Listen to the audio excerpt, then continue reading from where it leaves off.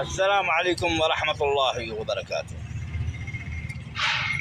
الخلافة السعودي الإماراتي، والإمارات ستنجح في تقسيم السعودية.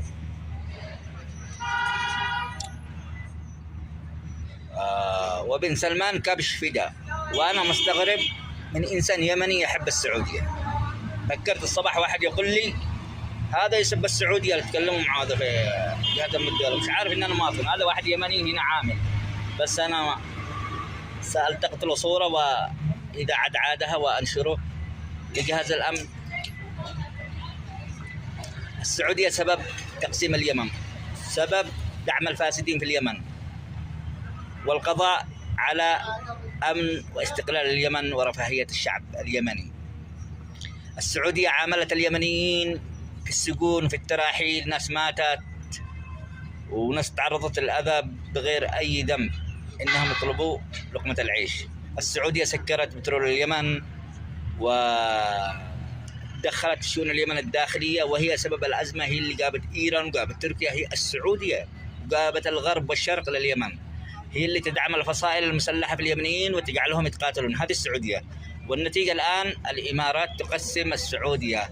الشرقية تنفصل عن السعودية. احنا ندعم أهل الشرقية. أهل الشرقية مظالم، هم أصحاب البترول،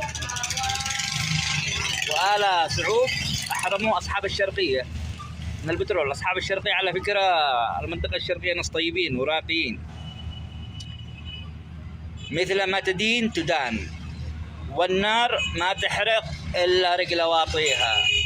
والسعودية دقا في سعودية بعد الحق هذا العنوني. أنا قدامك، أنا عاصي إنسان عادي، لكن أنا من يوم أنا صغير أنا أقول السعودية هذه بتنتهي، مش من ذلك والله أقول الحق.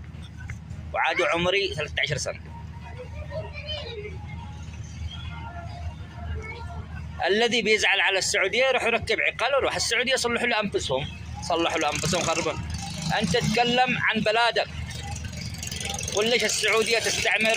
ليش جالسة القوات السعودية التي تطلب حماية من أمريكا جالسة تحت البلاد وتنهب الثروات وتقنس الناس؟ الذي صلحت أزمة لليمن هذه السعودية، الذي شلت المهرة وشل حضرموت، مارب، باب المندب، في عدن. الناس لازم تصحي. اليمن تحتاج إلى رجال، ناس مع الله، وناس تتراحم، وناس تحافظ على البلد. اليمن فيها خير كثير. الآن السعودية تصرف على أمريكا من البترول السعودي، من البترول اليمني. هذه الاستثمار